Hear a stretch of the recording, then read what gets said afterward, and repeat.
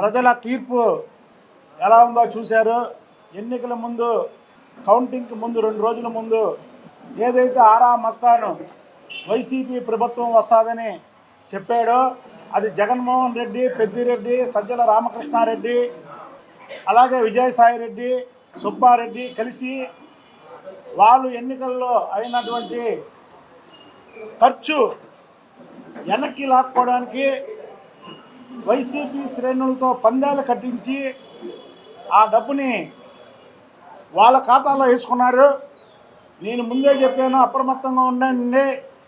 ఆరామస్తాంది fake survey, అది వీళ్ళే చెప్పించారని ఇవాళ వైసీపీ నాయకులు, కార్యకర్తలని ఆర్థికంగా నాశనం చేసి వాళ్ళ డబ్బుని జగన్మోహన్ రెడ్డి అండ్ కో ఖజానాలోకి వెళ్ళింది.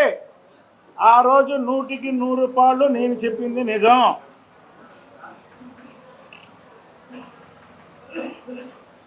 ఇక రాష్ట్రంలో 5 సంవత్సరాలుగా ప్రజావేదిక కూల్చిన దగ్గర నుంచి పిచ్చికొక్క నాని, అలాగే మరో పిచ్చికొక్క మా పార్టీలోంచి వెళ్ళినటువంటి వంశీ, అలా మా పార్టీలోంచి వెళ్ళినటువంటి దేవినేని అవినాష్, అలా దూరంపూడి చంద్రశేఖర్ రెడ్డి, అలాగే అంబటి రాంబాబు, అలాగే చెవిరెడ్డి భాస్కర్ రెడ్డి, ఇక రోజానైతే ఈరోజే చూసాం వాళ్ళ నియోజకవర్గంలో వాళ్ళ కార్యకర్తలే తరిమి కొట్టారు.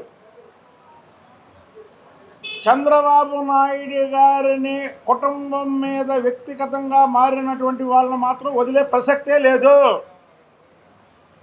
మేము ఆ రోజు చెప్పాం, ఈరోజు చెప్తున్నాం.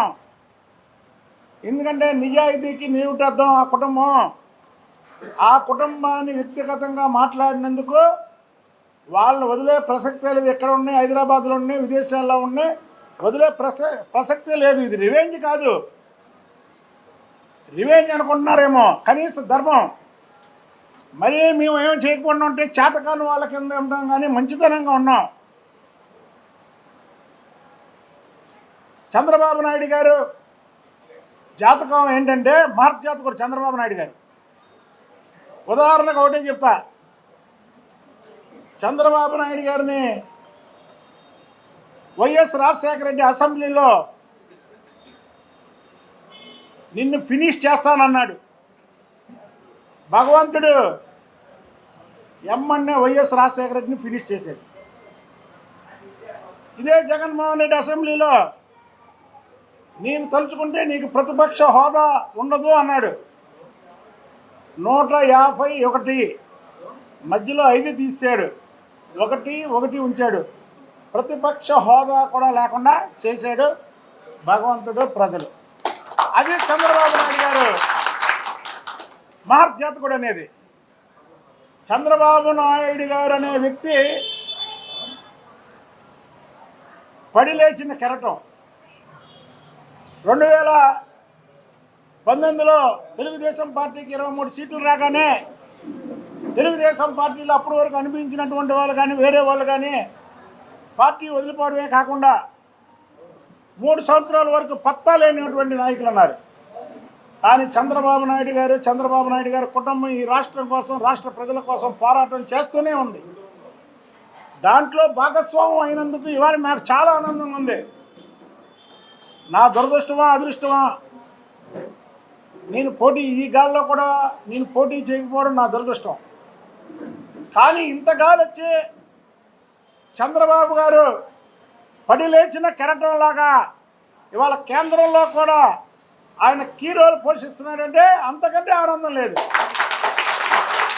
ఎందుకంటే నేను చెప్తా, ఇప్పుడు చంద్రబాబు నాయుడు గారి కుటుంబానికి నేను వేరే విధి నేను అంతే. రెండో మాట లేదు, రెండో పాఠం లేదు. జగన్మోహన్ రెడ్డి అన్న ప్రతి ఒక్క మాట జగన్మోహన్ రెడ్డికే తెలిసింది. పవన్ కళ్యాణ్ గారి గురించి మాట వస్తే 3 పెళ్ళిళ్ళు అన్నాడు. ఇవాళ 4వ పిల్ల నీకు రంకు మొగడే కూర్చున్నాడు పవన్ కళ్యాణ్ గారు. జగన్మోహన్ రెడ్డికి రంకు మొగడే కూర్చున్నాడు ఇవాళ ఈ రాష్ట్రంలో. ఒక వ్యక్తిని మాటికి 3 పెళ్ళిళ్ళు అన్నావు కదా, ఇవాళ ఒప్పుకుంటావా నువ్వు? పవన్ కళ్యాణ్ గారు నాకు రంకుమొకడని నువ్వు ఒప్పుకోకపోయినా రాష్ట్ర ప్రజలు అంటున్నారు ఇవాళ పవన్ కళ్యాణ్ గారు జగన్మోహన్ రెడ్డికి రంకుమొకడని. కాబట్టి ఒకటే చెప్తున్నాం మీకు, ఇవాళ లోకేష్ బాబు గురించి మాట్లాడారు. లోకేష్ బాబు గారిని చంద్రబాబు గారిని ఇద్దరిని ఫినిష్ చేయడానికి హైదరాబాద్లో కేటీఆర్ వెళ్ళి వాళ్ళ ఇంటికి వెళ్ళి జగన్మోహన్ రెడ్డి ఇంటికి వెళ్ళి కలిసి లోకేష్ మీద అవాకులు చవాకులు మాట్లాడి బయటకు వచ్చి అన్నను కలిశాను, అన్నను కలిస్తే తప్ప అన్నాం. తప్పే లేదు బాబు, అన్న తమ్ముడు మీ ఇద్దరికి తప్పేం కాదు. నీ అన్న జగన్మోహన్ రెడ్డి తమ్ముడు కేటీఆర్ ఇద్దరు కలిస్తే వచ్చి గెలిచినటువంటి మెజార్టీ ఎంత ఉందో ఒక్క లోకేష్ బాబుకి అంత మెజార్టీ వచ్చింది. అదే లోకేష్ బాబు గారి దెబ్బ. జగన్మోహన్ రెడ్డి కేటీఆర్ అన్నదమ్ములు ఇద్దరు కూడా ముఖ్యమంత్రి కొడుకులు, ఒక ఆయన ముఖ్యమంత్రి, ఒక ఆయన ముఖ్యమంత్రి, షాడో ముఖ్యమంత్రి. మీ ఇద్దరు పోటీ చేస్తే గెలిచిన మెజార్టీ ఒక్క లోకేష్ బాబుకి వచ్చింది. నా బీసీలు అన్నావు. మంగళగిరి నియోజకవర్గం బీసీల నియోజకవర్గం అన్నావు. మంగళగిరి నియోజకవర్గం బీసీల అడ్డా అన్నావు. నిజమే, మంగళగిరి నియోజకవర్గం అనేది ఎప్పటికీ బీసీల అడ్డే, బీసీల నియోజకవర్గమే. కానీ ఆ బీసీలు బ్రహ్మరథం పట్టింది పెద్ద బీసీ లోకేష్ బాబు గారికి. అంటే నువ్వు బీసీ వ్యతిరేకవి కాబట్టికి పెద్ద బీసీ ఎవరు? లోకేష్ బాబు. కాబట్టికి లోకేష్ బాబుకి మీ అన్నదమ్ములు జగన్మోహన్ రెడ్డి కేటీఆర్కి ఎన్నికల్లో ఎంత మెజార్టీ వచ్చిందో మా బీసీలందరం కూడా అంతకన్నా ఎక్కువ మెజార్టీతో గెలిపించాం. ఒకటి మాత్రం గుర్తుపెట్టుకో, జగన్మోహన్ రెడ్డి అనుకో. జగన్మోహన్ రెడ్డికి రాజకీయాలకి స్వస్తి. జగన్మోహన్ రెడ్డి జీవితం జైలు జీవితమే, దీంట్లో రెండో క్వశ్చనే లేదు అసలు. ఎందుకంటే పక్కనున్న తమిళనాడులో శశికళ చేసిన అవినీతి, ఆమె దాదాపు 6 సంవత్సరాలు జైలు శిక్ష అనిపించింది, 7 సంవత్సరాలు. కానీ జగన్మోహన్ రెడ్డి చేసిన అవినీతి అంతకంటే 100 రెట్లు ఎక్కువ, దాదాపు 42,000 కోట్ల రూపాయలు. కాబట్టికి జగన్మోహన్ రెడ్డి 3 జన్మలు ఎత్తినా సరే తరగని శిక్ష పడింది జగన్మోహన్ రెడ్డి. కాబట్టి జగన్మోహన్ రెడ్డి జీవితం జైలు జీవితం. కానీ ఎవరైతే ఈ పిచ్చి కుక్కలు ఈ కృష్ణా జిల్లాలో ముఖ్యంగా ఉన్నారో ఆ పిచ్చి కుక్కలు, ఆ పిచ్చి కుక్కల్ని వదిలే ప్రసక్తే లేదు.